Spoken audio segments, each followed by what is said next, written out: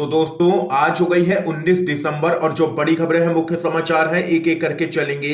तमाम बेहद बड़ी अपडेट्स आप तक आगे इसी वीडियो के माध्यम से पहुंचाएंगे, इसलिए लगातार हमारे साथ आगे इसी वीडियो में बने रहिएगा।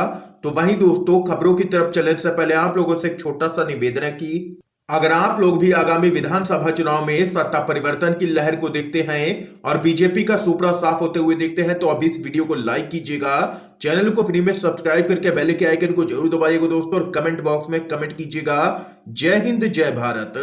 दरअसल दोस्तों पहली बड़ी खबर आप लोगों को बताते चले, गृह राज्य मंत्री अजय मिश्रा टेनी की बढ़ी है मुश्किलें, मोदी सरकार बैकफुट पर, असम के डिब्रूगढ़ में होने वाली सरकारी कार्यक्रम से कटा है टेनी का पत्ता, हो रही है एक्शन की बड़ी तैयारी। आप लोगों को दोस्तों बताते चले, लखीमपुर खीरी हिंसा को लेकर के गृह राज्य मंत्री अजय मिश्रा टेनी पर संसद से लेके सड़क तक हंगामा जारी है और वहीं मोदी सरकार इस पूरे मामले को लेकर के बैकफुट पर नजर आ रही है। अजय मिश्रा टेनी करीब यहां पर 40 घंटों से भी ज्यादा समय से लापता है, यानी कि कहीं पर भी वो नहीं दिखे हैं और वहीं असम के डिब्रूगढ़ में होने वाले सरकारी कार्यक्रम से भी टेनी का पत्ता कट गया है।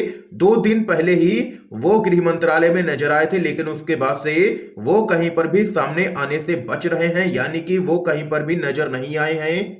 ये यहां पर दोस्तों देख सकते हैं कि लखीमपुर कांड को लेकर के लगातार मोदी सरकार इस समय बैकफुट पर नजर आ रही है और वहीं जल्द ही एक्शन देखने को मिल सकता है सरकार की तरफ से अजय मिश्रा टेनी पर। एक और बड़ी खबर बताते चले, 5 राज्यों के विधानसभा चुनावों की घोषणा जनवरी के पहले हफ्ते में संभव है, चुनाव आयोग ने तेज की है तैयारियां। आप लोगों को बताते चले 5 जनवरी के बाद कभी भी उत्तर प्रदेश, पंजाब सहित 5 राज्यों के विधानसभा चुनावों की घोषणा हो सकती है।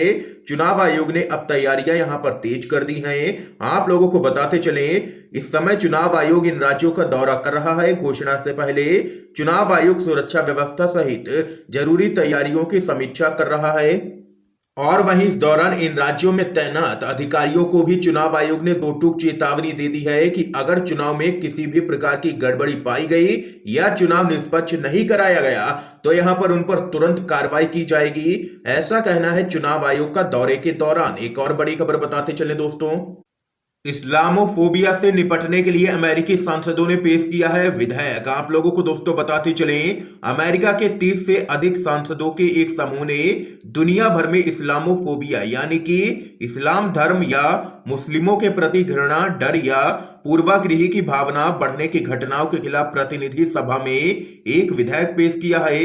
विधेयक में विदेश मंत्रालय से देशों के द्वारा प्रायोजित इस्लामोफोबिया से संबंधित हिंसा और दंड मुक्ति को अपनी वार्षिक मानवाधिकार रिपोर्ट में शामिल करने का अनुरोध किया गया है।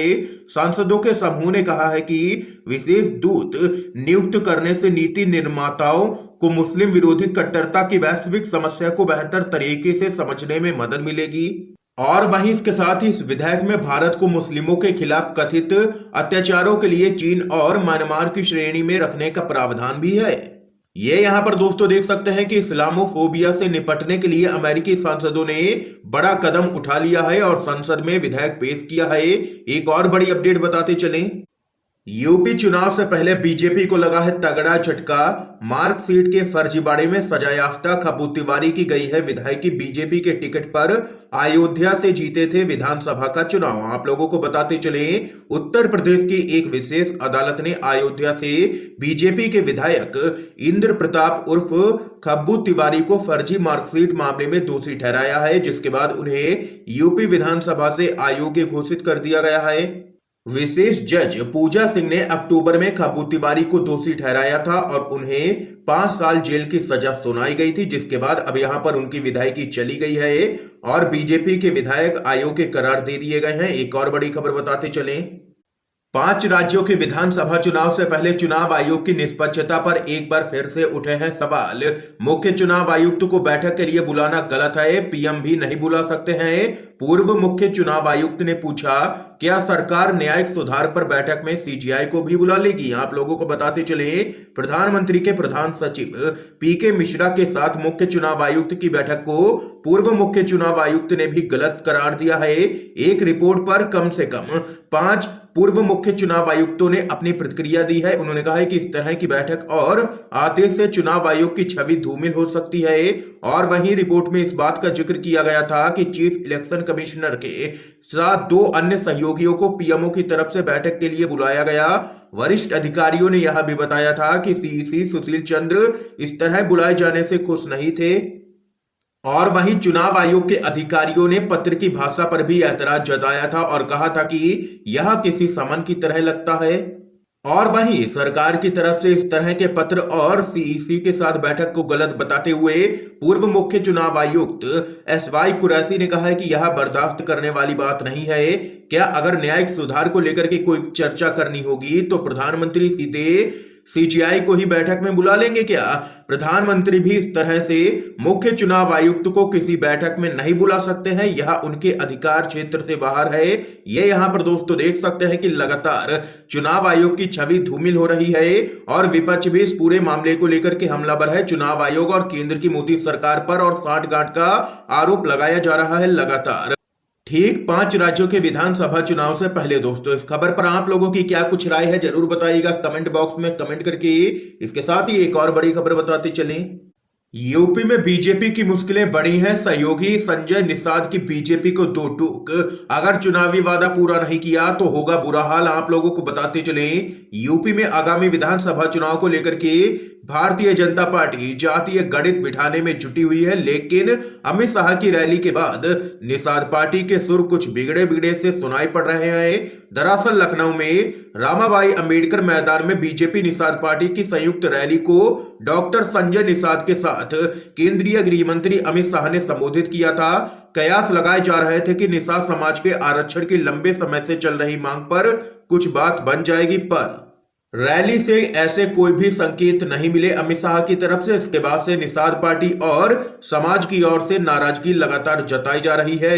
इस मसले पर निषाद पार्टी के अध्यक्ष संजय निषाद ने यहां पर बीजेपी को 2 टूक चेतावनी दे दी है कि चुनाव से पहले अगर भाजपा ने अपना वादा पूरा नहीं किया तो चुनाव में यहां पर मुश्किलें बढ़ना तय है और लोग यहां पर गुस्से में हैं, उनको शांत करवाना भी मुश्किल है। ये यहां पर दोस्तों देख सकते हैं कि संजय निषाद ने बीजेपी को चेतावनी दे दी है। एक और बड़ी खबर बताते चलें।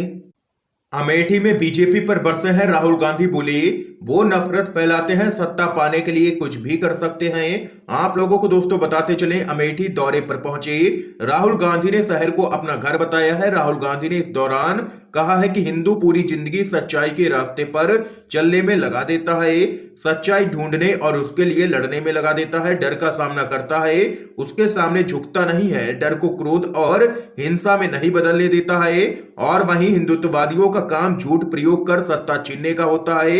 ये नफरत फैलाते हैं और सत्ता पाने के लिए ये कुछ भी कर सकते हैं।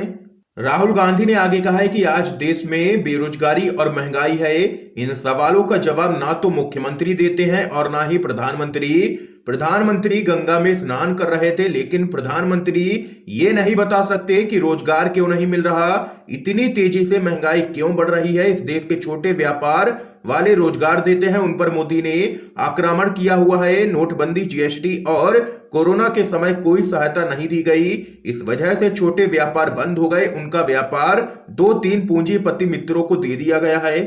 ये यहाँ पर राहुल गांधी बीजेपी पर बरसे हैं अमेठी में और किया है रोड शो और जबरदस्त यहाँ पर जन सैलाब देखने को मिला है। एक और बड़ी खबर बताते चलें। मोदी सरकार ने इलेक्टोरल बॉन्ड से रिश्वतखोरी को दिया है कानूनी कवर, काले धन को सफेद में बदलने का खेल जारी है। कांग्रेस के नेता पी चिदम्बरम का बड़ा हमला। कांग्रेस के वरिष्ठ नेता और पूर्व केंद्रीय मंत्री पी चिदम्बरम ने केंद्र की मोदी सरकार पर रिश्वतखोरी को कानूनी कवर देने का आरोप लगाया है। उन्होंने कहा है कि मोदी सरकार ने काले धन को सफेद में बदलने की अनुमति देने की नीति बनाई है और इलेक्टोरल बॉन्ड के जरिए कॉर्पोरेट्स के द्वारा 95% फंड बीजेपी को दान किया गया है। चिदम्बरम ने केंद्रीय गृह मंत्री अमित शाह और बीजेपी पर निशाना साधते हुए कहा है कि वह लगातार कह रहे हैं कि मोदी सरकार भ्रष्टाचार मुक्त है, लेकिन यह पूरी तरीके से गलत है। चिदम्बरम ने कहा है कि इलेक्टोरल बॉन्ड ने रिश्वतखोरी को कानूनी कवर दिया है और 95% फंड कॉर्पोरेट्स के द्वारा बीजेपी को दान दिया गया है। ये यहाँ पर भाजपा पर जोरदार हमला किया है पी चिदम्बरम ने। एक और बड़ी खबर दोस्तों जान लेते हैं। किसान नेता गुरनाम चढ़ूनी ने बनाई है संयुक्त संघर्ष पार्टी हर्षपाल सिंह पंजाब के अध्यक्ष नियुक्त। आप लोगों को दोस्तों बताते चलें, भारतीय किसान यूनियन हरियाणा के अध्यक्ष गुरनाम सिंह चढ़ूनी ने पंजाब विधानसभा चुनाव लड़ने के लिए संयुक्त संघर्ष पार्टी बनाई है। चढ़ूनी गुट सभी 117 सीटों पर ताल ठोकेगा। चढ़ूनी ने चंडीगढ़ में पार्टी की घोषणा की है। उन्होंने पंजाब इकाई का अध्यक्ष हर्षपाल सिंह को नियुक्त किया है। चढ़ूनी ने पंजाब में अफीम की खेती को वैध करने की भी पैरवी की है। ये यहाँ पर दोस्तों इस समय की आज की सभी बड़ी खबरें सामने निकल के आई, जो हमने आप लोगों तक पहुंचाई है UNVDB के माध्यम से। अगर आप लोगों को ये वीडियो पसंद आया हो तो इस वीडियो को लाइक कीजिएगा, ज्यादा से ज्यादा इस वीडियो को शेयर कीजिएगा, ताकि आप सभी के दोस्त भी इन मुख्य समाचारों को जान सके। वीडियो देखने के लिए दोस्तों आप सभी का बहुत बहुत धन्यवाद।